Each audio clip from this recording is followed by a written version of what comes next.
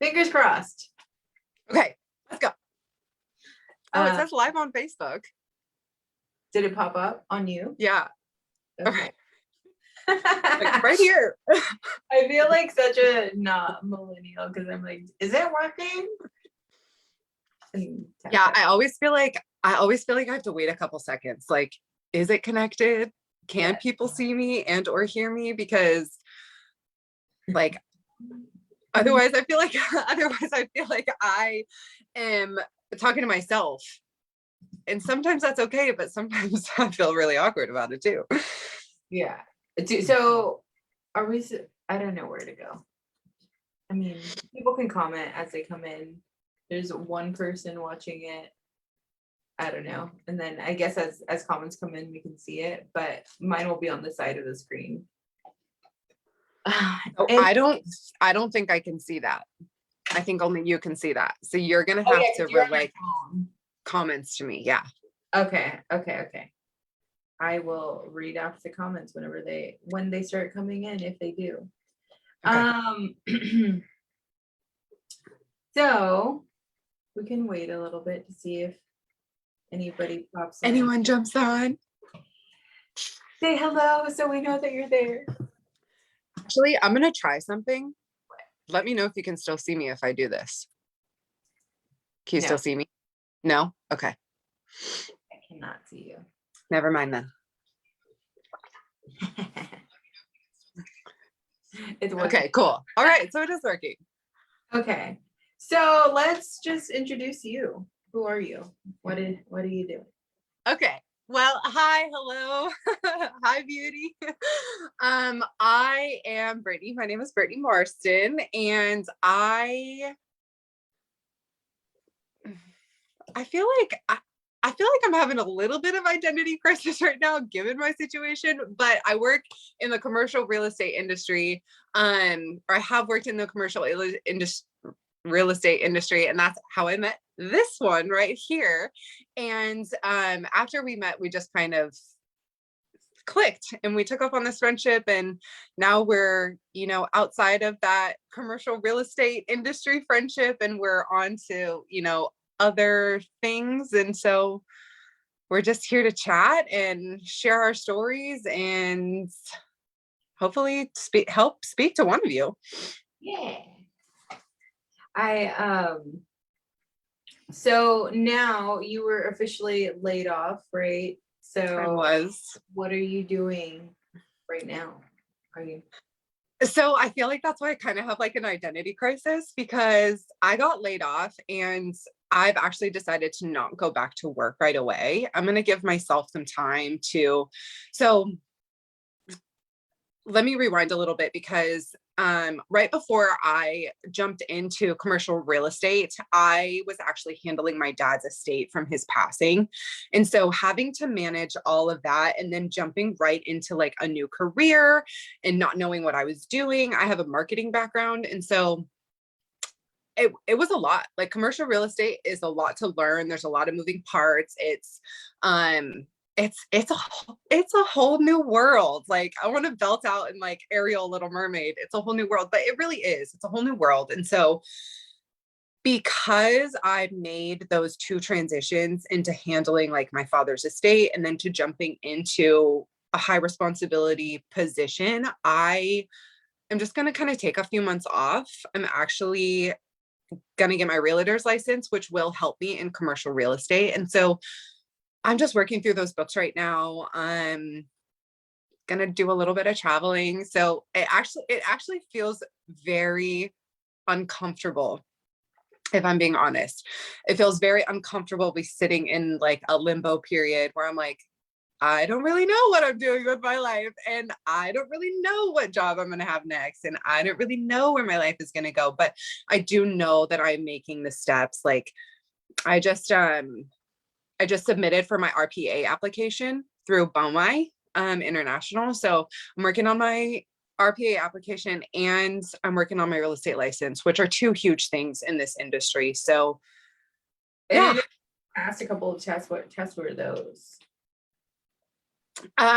Those are my real estate course tests. Okay. So there's So with BOMI, so if you're not familiar with the commercial real estate industry, there are organizations that are local chapters, right? Like there's a BOMA San Francisco, there's a BOMA Oakland East Bay, there's a BOMA Sacramento. BOMI is the collective international, and they put on like classes and designations, certifications for people in the industry to kind of give you more knowledge. So that was one part, and that was its own course. Like those were its own books, its own tests, and everything like that. So those tests I took last year, and then now I've transitioned into my real estate stuff, which is through the state. So you have to take 3 tests online, and then you can submit to take the state test. So I've passed 2 of those 3 so far. And then So you have 3 additional tests, or like 3 additional tests in total, right? Yeah, so it's 3 books and 3 tests, and then you can take the state test. Yeah. Ugh. Yeah. So we've got 1 more book left, and then I can like do all the paperwork and everything like that. And it's actually a little bit more extensive process than I realized, because you have to go get fingerprinted and stuff. And so you kind of have to take the tests and do that back Check.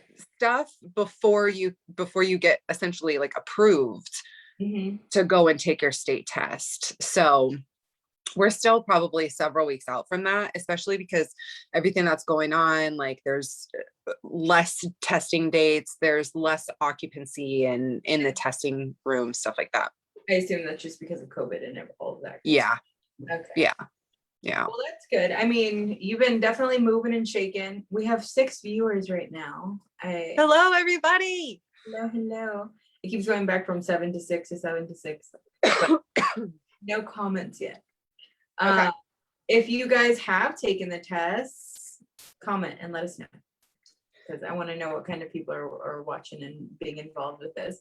Yeah. But give me your tips and your tricks. Help me pass, people. And then so where are you traveling to next? And didn't you just go on a vacation? Yes. So I mean, okay, but here is the thing. I have time on my hands. Like I just told you, like, I'm not going to go back to work right away. And so like in my mind, it's a little scary and it's a little uncomfortable, because I'm going to take this time and I'm going to go travel. But I mean, if I have the time, I'm not just going to sit at home and waste it. Like if I'm not going to go work, I'm going to go travel. And if I'm not going to go travel, I'm going to go straight back to work. But exactly, you know, honestly, I don't think my mental health would be okay going straight back into a new job. Like I need, and it's really, I think it's really hard for me. Oh, I might get emotional. The people that I just left, right? Like the coworkers that I have had to say goodbye to, like I haven't had to say goodbye to them, but they were like family.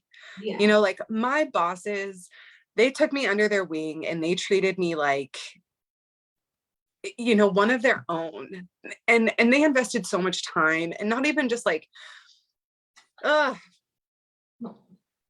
not even just like business time, but like personal time, and like coaching me up, not in a business fashion, but in a personal, like young woman in a career fashion. And I've just taken so much and learned so much, and I'm so appreciative of those people. Like I feel like I need to kind of grieve that loss before walking into like a new situation and having to learn an entirely new different property and like new vendors and all this stuff. And so I think ultimately taking time off was a better choice for me, regardless of how uncomfortable it actually is, because then I can walk in with a fresher mindset going into a new job and be like, okay, I'm ready. Like I'm ready to serve. I'm ready to build this property up. I'm ready to, you know what I'm saying? Yeah, exactly. And it's crazy. Miss Jennifer George is watching and she said, hello. Hello. She recently just moved from property management back to vendors. She's done that a couple of times. I think like, let me say a couple, this is couple. And A lot of people do that in the industry. exactly. And the reason why, I mean, I also just got let go of my company. My old boss, Chris Marino, just quit technically, but it was kind of getting there. So we've all decided to kind of take that time, or kind of decided that, I mean, it makes sense. Like, we have relationships with the companies that we usually Mhm. portray. There's a lot of loyalty in the Yeah, industry. exactly. There's a lot of loyalty. And there has to be, because like, if you really believe in the Yeah. company that you're working for, then like, that's the only way that you can be really successful. So I mean, it makes sense that you would need that grieving time. Like, I was very upset with my situation for a lot of fucking reasons. Excuse my language, but at the same time, I wouldn't change it for a freaking second. Yeah. It is very scary. It has broken me down a lot, but like, also there's so much positivity, and I know that there is so much opportunity to grow within our Cree industry, and that's another reason why, like, I'm still trying to like keep this connected. Yeah. Well, and I think too, like, when you, so I had to come to this realization, like, when I was younger and I like left a job, it was my own choice. It was my own choice to leave. Like, I had, maybe a plan, or I had a plan in place or whatever, but when it's not necessarily your choice to leave, and then your entire world kind of gets disrupted. And then now, because we're at the age where we're at, where we're like, I don't have to go back to, like Jessica's point. She's like, I don't have to go back to property management. I can sidestep into a vendor role. Yeah. Or I can sidestep here and I can still be in the industry, but it's a challenge, and it's a change, and it's an opportunity to expand those boundaries. And it's like, I know that I don't personally grow until I get put in positions like this, where I'm like, okay, now you have to grow. Like, you don't have any other choice. Like, you didn't want to make any moves, so we made moves for you. Yeah. And now you have to sit in this little bit of uncomfort in order to excel to the next thing. And I think that's why I do, like, it took me a lot of weeks, don't get me wrong. Like, there was a time in the beginning of the year that so many different pillars of my life, I felt like were starting to crack. Like, I found out I was going to get laid off, and I was like, oh, okay, this is actually happening. Like, oh, okay, like, let's brace for impact. Yeah. And then I also found out that I don't know if a lot of people know this, but my mom accepted a job in Kansas. So she moved. Oh yeah, I think we talked about it. We did. I think we did. Yeah. So my mom accepted a job in Kansas. So she moved. So that was kind of like a huge disruptor too, because a couple of years ago I moved back, and I was like, I want to move. I want to be back because I want to be near my family, and I want to be near my friends after having been gone for so long.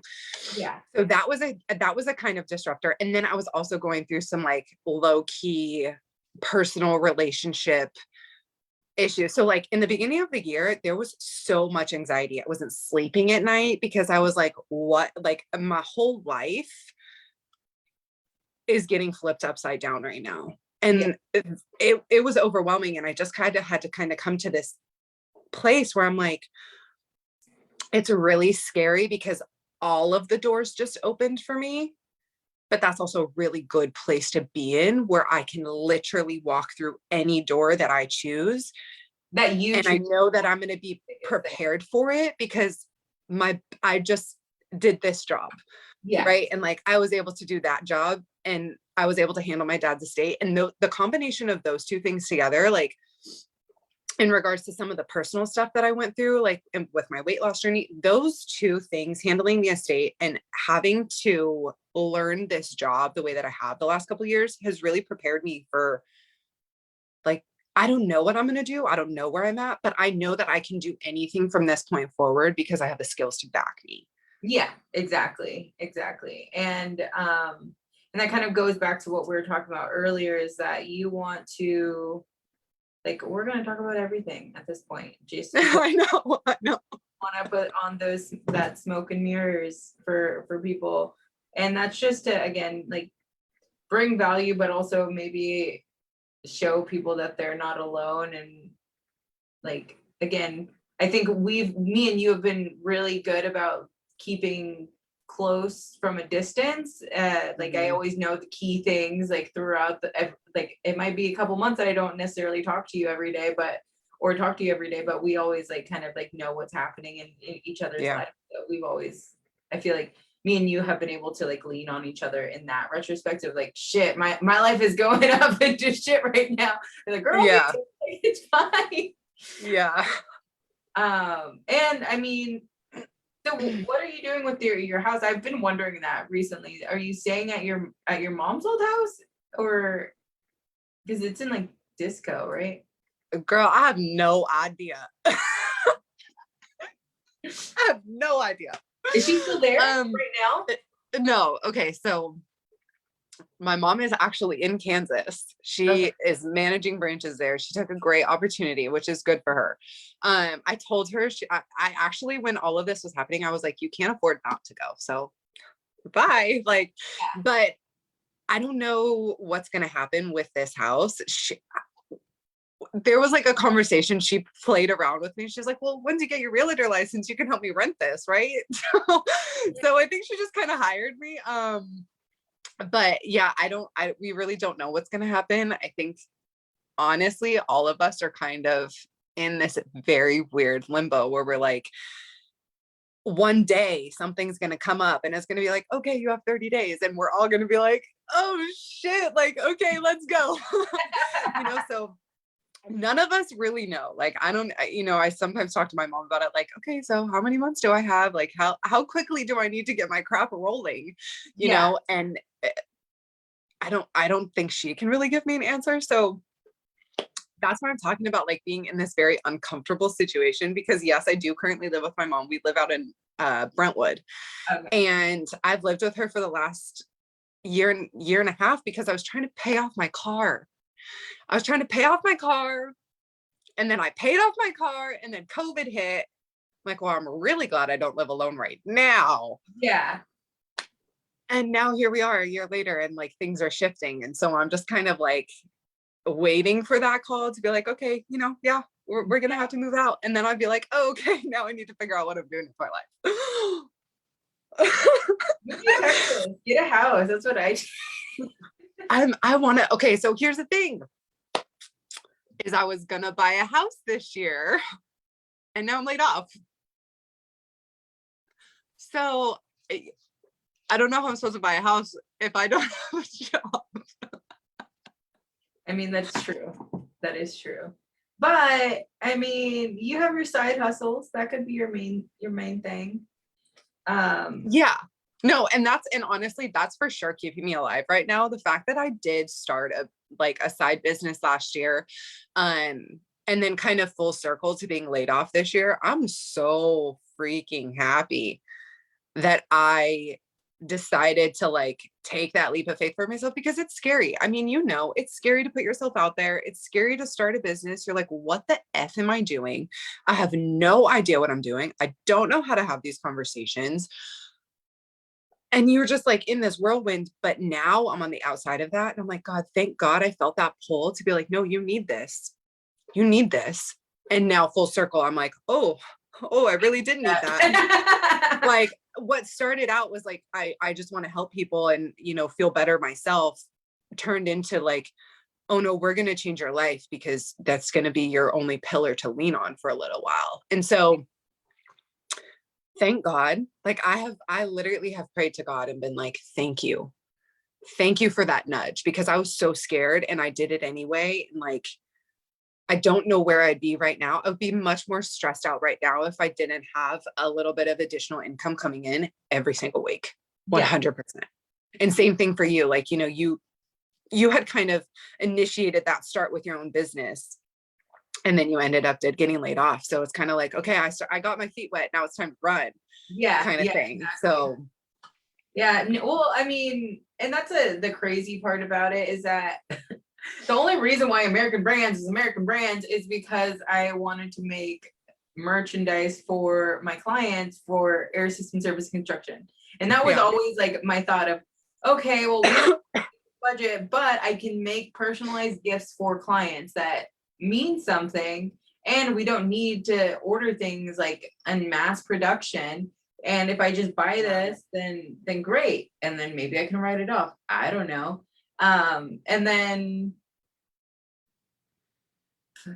the freeze happened and everything like went to shit. And luckily I already had my like stokes in the fire with the BOMA Oakland social media presentation.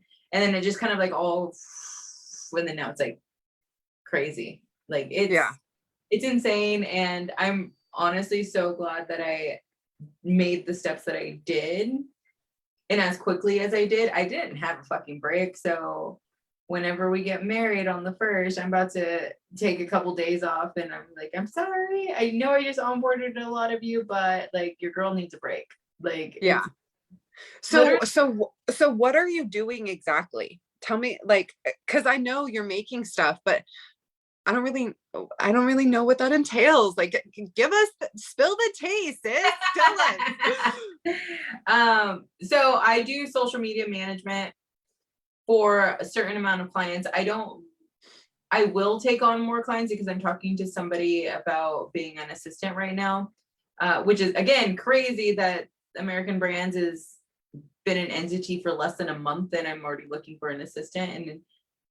And I could technically take it all on, but it's kind of figuring out that balance of like mental health, just personal health and like relationship health, because he's like, you need to put your phone away. I'm like, but like I'm paying attention. I'm just also making pretty things on my phone. So anyway. But I think I want to touch on that for a second. I don't mean to cut you off, but that's a double-edged sword. You know, being able to work from your phone and having the discipline to only work when you're on your phone is a very hard balance to have to navigate, especially when you're a new business owner and you're starting to get things up off the ground and you feel like you have to be doing things all the time because there's always something to do. Yeah. But there's also that balance that you're talking about. Like, for the first time in the last year, maybe not for the first time, but like this last vacation I went on, I kind of was like, I'm not going to worry about it. Like, I'm not going to worry about it. And to your point, like in order to keep your mental health and your business on track, because they go hand in hand, you've got to figure out that balance for yourself, putting down your phone. Like I have time limits on my apps now, and I have like a screen time reminder on my phone now, because you can get so lost. You can get so lost and just not even just bullshit. Yeah. You can, there's always something that you're going to have to do. So just figuring out how to prioritize that is the biggest priority. Like lists for me. I was never really I've always been a lists person, but ever since I did start my business, lists are the only thing that does it for me. I've got to see it. I've got to number it. I've got to be able to cross it off. Like, and every day I have a list. Every day. And I've always been a list girl. Like I always have, like, I have a full stack of notebooks, all of my sales stuff from before. And so now I'm glad that I've always kind of created that habit. It's all habit, right? Whether it's health, whether it's fitness, whether it's business, being organized, mindset. Yeah, exactly. It's all a routine. Yeah, 100%. So anyways, back to the original thing, social media management. So that would be like me organizing all of your posts to make sure that they're getting posted on a day-to-day basis. Then there's social media management that includes me creating the content, which is a lot of people have issues. They don't know what to post or how to copyright, any of that kind of stuff. So I provide that. But I also work with Wix Marketplace or Wix. So I'm a Wix partner, which is web design platform. Yeah. So if anybody needs it, I can build you a website. That's just my preferred company that I go on to. I can do WordPress, and I have done WordPress for a current client. I also do GoDaddy for another client. But if I were to choose, then I would do Wix, just because it's easier for me. And so being in the Wix marketplace means that they basically feed you leads, like 1 to 5 every day. And so it could be from something small, like I need to make my website mobile friendly. So I reach out to them, I say, hey, I can help you, and this is how much it's going to cost. And then I do it. And most of the time that could get done within 30 minutes or less. Like sometimes it's a click of a button. It just kind of depends on the extremity of it. But so the way that I think of you is like, a while back, some really smart person told me, like, if you know it's not a strength of yours, just outsource it. Yeah. Outsource your weaknesses. Like, stop spinning your wheels trying to figure this shit out. Yeah. Outsource it. You're the outsourcing. Yes, exactly. You're the person that people come to. You're like, yeah, I could spend all day learning this, or I could pay you to fix it for me in 20 minutes. And that is more cost effective for me, because then I don't have to figure out how to learn it. Like, exactly. And even though Wix is like, from what I know, Wix is very user friendly, right? Yes. But it's still so time consuming. Yes, exactly. Exactly. I mean, my website keeps getting changed because I work on somebody else's website. I'm like, oh my God, I love that feature. I can't believe I did it. Why don't I have it on mine? I want it on mine now. And then so I have to also like kind of balance making my stuff perfect the way that I want to, because it's ever evolving and ever changing. And again, as my life changes and as my business changes, I'm finding a better niche for me and what works better for me. And obviously, and that's why I've been able to take on certain social media clients, and because I usually know that company very well. So yeah, I'm very, very thankful, very grateful. Sometimes I'll even do blog writing for some of them. I can do email automation. So I'm also a constant contact partner as well. And so that means that I could either get you on board with a great price, or I can consult, or I can just do it for you. So those are all, it's all digital media realm mostly. And it's keeping me busy. It's keeping me busy. I'm sure it is. But good. I mean, good for you. It's this. I know that this is something you've liked to do, like when we were, I integrated in, I guess is the best way to put it. We were working together on social media. So you've always been in that realm. You've always enjoyed doing those things. So, I mean, this is entirely too fitting. Yes.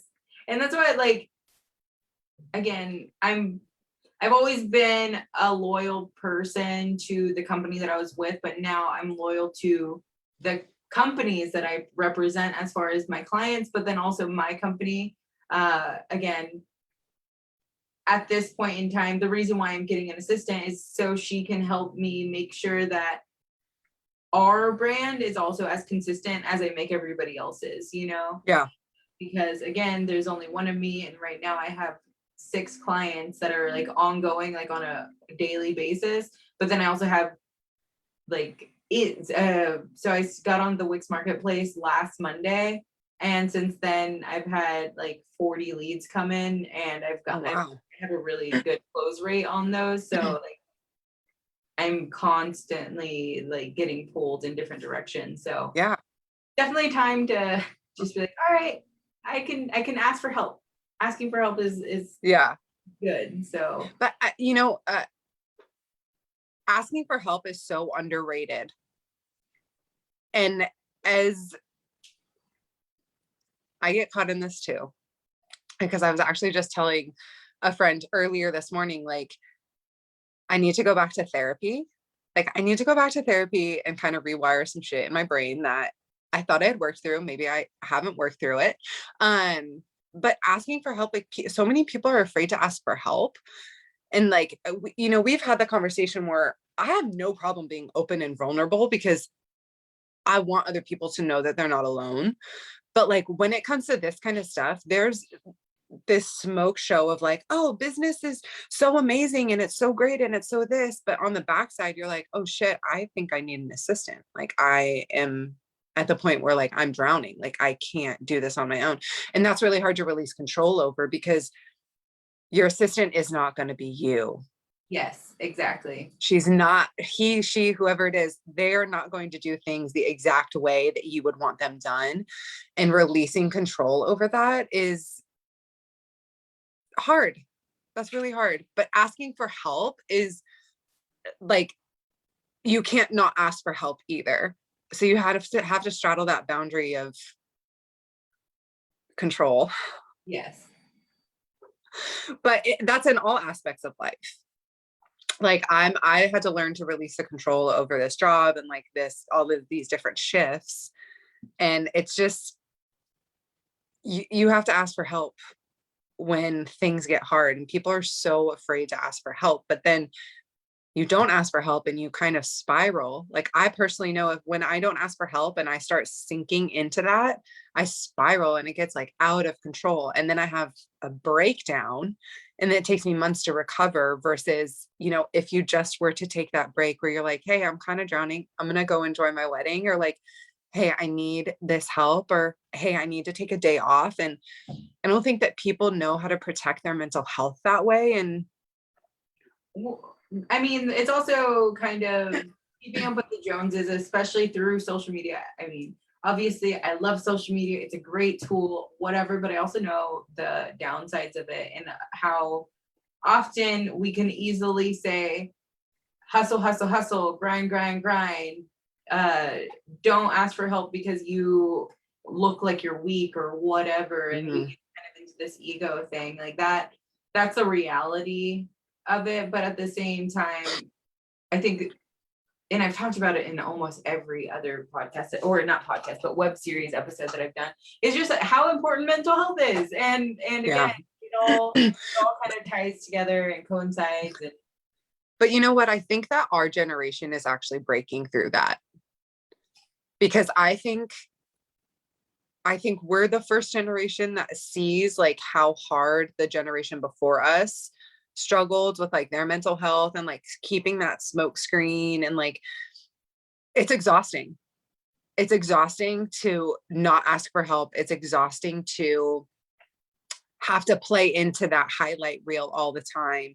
And I think that we're the generation that's going to be like, no, I'm not going to play into that highlight reel. Like I'm going to be open and vulnerable and honest so other people know also that they're not alone. Like you can ask for help and you don't have to feel shame about it, or you don't have to feel guilty about the fact that you're maybe not okay, or you don't, like for me, I personally get wrapped up in it too. Like the other day I got home from camping and all I wanted to do was lounge.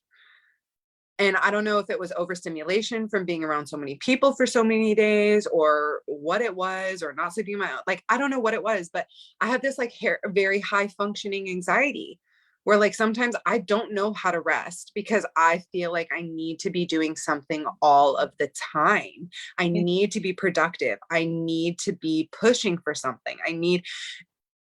And that is something that I think has kind of been like instilled on us. And now we're having to take the reins back. We're like, no, it's okay to take a day off. It's okay to take, a couple of days off and to take a breather and get your mental health back in check.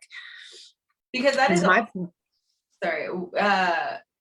because again, mental health should be that priority as far as realizing that is going to help you and that is going to help your business if you're clear-minded, your soul, they're all of that. So, but it helps the people around you too. Like if I'm not in a good place, like earlier I had mentioned, like I personally don't think that it would be good for me to go back to work right away with like a different crew of people, like it's just different, and it wouldn't serve me, but also it wouldn't serve them. because I'm not showing up as my best self. And I know when I'm not showing up as my best self, it makes other people uncomfortable. It makes me uncomfortable. Mhm. And so sometimes we need to step back and be like, yeah, oh, actually, I do need some help. I Yeah. do need to take a breather. I do need to understand why I feel like this. And I think it's so funny because I know on my list of things that I want to talk about is the word millennial. And my opinion of the word millennial has definitely changed over the years. Whenever it first started coming out, probably 5 years ago, so like 7 years ago, people would always say that we are lazy and we are entitled and that we just are like know-it-alls. But and I always took offense to that because excuse me, bitch. Like I know. no, I work very hard. Don't group me in that. I know. I was like, I work very hard. But then in the last couple of years, a lot of people have realized, okay, again, going back to social media, as far as it is a really good tool. I don't know how to use it. How do we use it? Now they're leaning on us to teach them, and then also leaning on all of what looked very weird at like hashtagging. There was always a purpose, but now they're kind of seeing that purpose and seeing how hard we can work. It just doesn't look the same, which is great, you know. But again, I think because of I personally, if I could just jump in, it's just different. The generations are split. It's not like there was a very like gradual increase of like technology and resources and all of this stuff. Like all of those booms happened very quickly, and they happened when you and I were really young. So we already had the initial interaction with them because like I personally know that like I had a very good childhood. Everything was kind of just handed to me. So I have had to work hard for things because I don't want to have to lean on anyone else. Like my mom taught me that very young, like make sure you can take care of yourself so that you don't ever find yourself in a situation where you can't take care of yourself.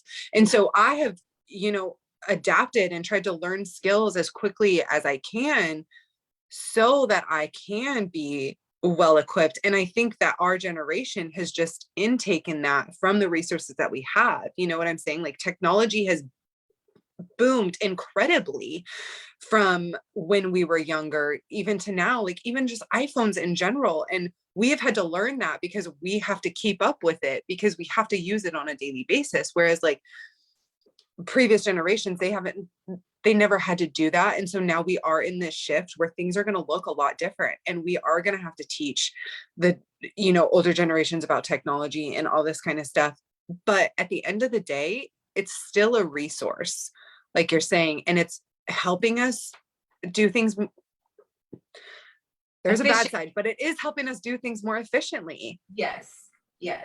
Again, you can always have that devil's advocate in between. Be like, okay, it's really great because it can streamline so many processes, and we can be in two places at once, and we can get a broader audience. And then on the other side, it's like you're streamlining everything, so that means that you should be doing 3 times the work, and now you have to have that audience, and now you have to do all this stuff. So again, that kind of goes into feelings of inadequacy and back to that mental health and back to always. So I don't think as like the millennial generation, it's necessarily like, I mean, it's a double-edged sword, but there's always this ideology in our minds that we have to be pushing for more.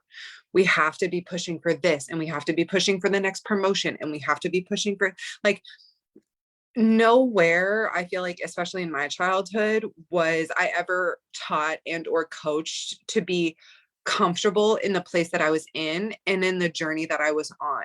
It was always like looking towards the next step. Like you have to do this now so you can do this, and you have to do this now so you can do this, and then you have to do this so you can do this. It was never like, hey, you're a kid and you can get bad grades. It's like, oh, you got a bad grade, do better, do better, do better, do better. So as a kid, I'm always like, oh, I got to do better. Like nothing's ever good enough. Yeah. And that's, of But what course, where the inadequacy comes in. Yeah, exactly. And then now I guess the Gen Zs that get trophies for everything, like what kind of change is that gonna create in the future? You know? Like we've And big I, opposites of approaches. yeah, I think that's where the double-edged sword comes in, right? Is because we need to find, I mean, it's just like with your mental health and your job and all this stuff. It's about finding a balance that is realistic and attainable for people. Like, and I can resort this, the best way I know how to resort this back to is like nutrition and diet and exercise and, being on a weight loss journey, because I see so many people go through a weight loss journey and they're eating like 1,000 calories a day, 1,200 calories a day. I'm like, yeah, that's going to work for a little while, but long term, it's not going to be sustainable and you're not going to get the results that you want. And then you mess a lot of crap up over here because it was not right in the first place. Yeah. And I think that in a society, we haven't found that balance yet, especially with like technology and wanting more and like the trophies for everything. Like there's not a good balance yet. And I mean, I don't know if we'll ever have that balance because we're all so different. We all expect such different things in this life. Like my type A personality of like always pushing and like wanting more and like wanting to be my best self. Like not everyone is like that. Right. Yeah. So What do you think can't make someone, you can't make everything. someone like, Yes. Also, I'm gonna go back into the 1,000 calories thing, just because I was shocked and bewildered of. So basically, everybody's trying to lose weight so they can come to the wedding and like be cute or whatever. Which I'm you know me, I'm just like, you guys are like gorgeous already. Like why? Yeah. Like there's no reason. But my mom and her husband are on a weight loss journey right now as well.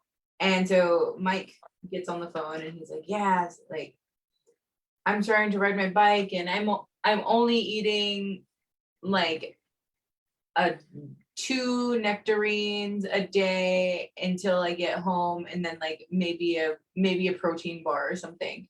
He's like, I'm trying to keep it under 1,000 calories, but I usually get around 700. I'm like, you are 260 pounds easy. Like that's me like guessing, but I'm pretty sure he's closer to 290. He's 6'4". Holy shit. Like you are way under eating. Like you're burning you're burning way more calories, like probably around like 1,800 calories is what you're burning without even doing anything. Like that's just you. Yeah. And at this point, Just by laying in bed, breathing, you're Yeah. burning like 1,800 calories. Yeah. Yeah, exactly. Minimum. That's like very, That's conservative. very conservative. I was Very like, conservative. at least try to get up to like twice of what you're eating. I know you're drinking beer, but you're also not drinking that much beer anymore. Cause he, right before I left California, he was in the hospital, because he had like cysts in his lungs. And Gosh. yeah, Poor and guy. I know. And so he lost a ton of weight. And I'm like, why don't you just like continue that? Continue on that. Yeah. Exactly. You don't need to. You got a jump start. Yeah. Sorry it had to be like that, but you got a jump start. Yeah, exactly. Just take care of yourself, because I need you to take care of yourself so you can take care of my mom. But anyways. Yeah. So I've gone through an entire journey on this whole thing, because this time last year I was only eating 1,600 calories, and like on the daily average, like, and honestly, maybe on weekends, I would probably only top maybe 1,000 calories a day, because I'm busy, I'm not eating, I'm not, all this kind of stuff. And I could not lose weight. I like tapped out on losing weight. I thought I needed a coach. So I hired a coach, and he was like, well, you're just not eating enough. Like, so we need to reverse engineer this, and we need to get you up to like a normal caloric intake, especially if you're going to be, lifting weights and all this kind of stuff. And so I went and got a body scan done. The body scan said my RMR was 1,600 calories. And I was like, oh, okay. Light bulb. I get it now. And so we started increasing my caloric intake, and like now, God, girl, I can slam like 2,700 calories, and I'm chilling. Like the scale doesn't move. The scale doesn't move, but the scale doesn't move one way or the other. Right. So yeah, exactly. Just being able to see that, and like, I'm big on tracking for a very short period of time to kind of get an idea of what you need to be eating, to get an idea of what you are eating, et cetera, et cetera. But seeing that many calories is like, oh, wow, my body can really intake and metabolize a lot more than we think it will, does, whatever. But we're so like wired. We're brainwashed to think like brainwashed. That's such a good word. We are so brainwashed. We are so brainwashed to think that you need 1,000 calories to lose weight, and like, you need to cut out carbs, and you can't eat fruit, and and that's a majority of how I lost my weight the first time, where I was like, I was eating very minimal carbs. I was eating at home a lot. I was probably only eating like 1,400 calories. Yeah. And nothing's wrong with like moderating. Some people need that structure to do that, right? But then at a point, then you become, again, that work life health, mental balance. And that's where that goes in. I like tracking just because, but I also have tracked so much that I can look at something like, oh, that has 20 carbs, or like 20 carbs. Exactly. Whatever. And I think that is the great purpose of tracking, right? Like, I have had an awful, awful, awful relationship with food my entire life. Awful relationship with food. Like, even through this challenge that I've been in the last 12 weeks is the first period of time where I feel like I have not binge ate, because I'm actually giving my body the amount of carbs or the amount of calories it needs. So like, tracking, it's super intended for a short period of time. So you can, like, most people don't know what a serving of peanut butter is, or almond butter. So you track it for a little while, you get an idea of how it looks. And then you can kind of go from there and be like, okay, I kind of know like how much. And then again, also you have to think about other diets work better for other people. Everybody consume. And tracking stresses some people out. Yeah, but like not tracking stresses me out. And then like some people do keto, which is also great. Like, it does have stuff if you do it right. For me, I like doing it, but it just didn't work out for my body because I would get the keto rash. Like, it was bad. Like, my whole back was like just like hives. It was disgusting, and it was itchy. And then I had like under like my boobs. It was just like and at that point I was like slutting shit up in San Francisco, so I always wanted to wear like nothing, Yeah. And how can I wear nothing if like I have all this rash on me? And so I stopped doing keto, and then it was also making me lethargic too, where like Molly would be very concerned because like I would just like pass out sometimes. Now I have a ton of energy, and I'm lighter than what I was before, and I think okay, so yes, everyone is different. You have to find what works for you. Some people are they have carb intolerances. I don't know a lot about that, but some things work for certain people and some things don't work for other certain people. The biggest thing for me is that don't restrict for so long that you're putting yourself in a place where it's not going to be sustainable. Exactly. And for most people, when they start doing keto, they're not eating enough calories because it's very nutrition dense food, but it's not a lot of calories. And so your body is burning through it very quickly. And because you're not eating carbs, you've got to eat more protein and more fat, but people don't compensate on that side to get enough calories. So like sometimes people, like my mom, she was eating keto and she was maybe only eating like 1,200 calories. And I'm like, Mom, you have to eat more. Yeah. Even though you're eating keto, you still have to eat more. Like, yeah, but I mean, there's also the thought of just making sure that you're educated, because some people will also be eating mostly fats, mostly protein, but then they'll be eating stuff that is way out of the carb intake, yeah, getting your body into keto. So at this point, you're just kind of putting yourself in a shitty position, because all you're doing is intaking yeah, fats and proteins, and then you're also adding the carbs onto it, so then you can actually also gain weight because you're not putting yourself into that ketosis state. So again, just educating yourself, and then yeah, finding a sustainable balance, and like what's yeah. happy to where like you can have a drink if you I want. always say, like trial and error. Trial and error.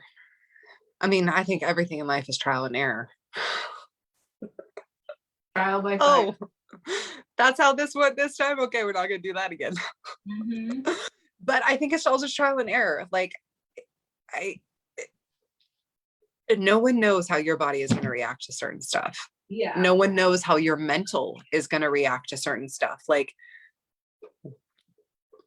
no, yeah, we're all just so different. And that's why I think that's why actually it's very hard for me to talk about stuff where I'm like very specific on this is what I did to heal, and this is what I did to lose weight, and this is how I did it, because I'm like,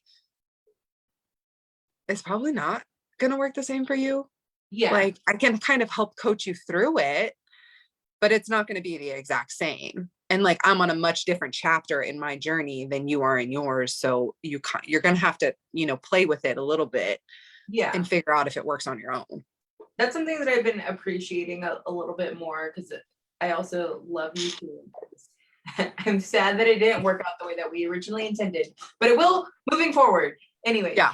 I really like YouTube and what the fitness industry has. I feel like the fitness industry has changed a lot in the last 10 years, but very much in the last 2 years, as far Yeah. as like body positivity has come up. And there's also the emphasis on a lot of them giving disclaimers in trying to, and I think maybe it's also the type of people that I follow, because they want to be as transparent and vulnerable with people, but they also want to say, I'm doing it for the current state that I'm in. This probably won't work Yeah. for you at this point in time, but there are steps that you can take to get to here, and then you can go where I'm at right now, which I think is very important. Again, it's just educating yourself and educating the people that are around you, and Yeah. that's all you can do. Yeah. Whether it's fitness Educating also on like, just kind of bringing this full circle, like the smoke show highlight reel, because we all get caught up in it where we compare, and we get wrapped up in like, there's no way, or I can't, or et cetera, et cetera, et cetera. But it's like, no, these people have been doing this for so long. These people have had their trial and errors time and time and time again before, and they're trying to educate you on it now. But I think that also we need to educate on mindset. We need to educate on body positivity, because you and we are two different people. We could weigh the exact same amount, but we have different body structures. We have different heights. We have different, our bodies are going to gain muscle differently. Like, so we need to kind of educate on the fact that, and it's happening already, but we need to educate on the fact that like, we are our own people, and we need to find love within ourselves and our strengths, and not just like comparing on physical appearance, like, because it really, and that's why I don't like social media, but that's why I also do like social media, because it's like, social media can be a search engine tool if you let it, but don't get so wrapped up in it that it takes you and your mind into a bad place. Yeah, exactly. Life. That was a lot. That's a lot. Well, I'm happy that we talked. I don't know how much time you have. I know eventually I have to go to the gym too. Yeah. I'm thinking about it, and I have a ton of projects, but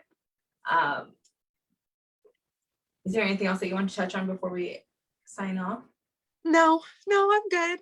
It was nice to chat with you, girl. It was nice to chat with you. I mean, if you want to leave any of your contact information, you should say it now, and then we'll hopefully be back. I would love to talk to you later. Yeah. Yeah, 100%. Maybe we can like dial in on like a topic. Yes. And get like more We had to get through a lot of stuff. So in depth. But yeah, honestly, the best way to keep in contact with me is just Facebook. So Brittani Marston, and my Instagram, you can also find me at Brittani Marston, or it's spelled Brittanney. Brittani. Brittani. So yeah. Oh, thank you so much for having me. I love having these chats with people, just picking other people's minds. And yeah, I'm so excited for you, boo. Yeah, come to Texas. We have our little guest room ready. Okay, I will. Good. Well, I will talk to you soon. Hopefully this thing recorded. Yeah, save it. Try to save it and try to send it to me. Okay, sounds good. Okay. Bye. Have a good day.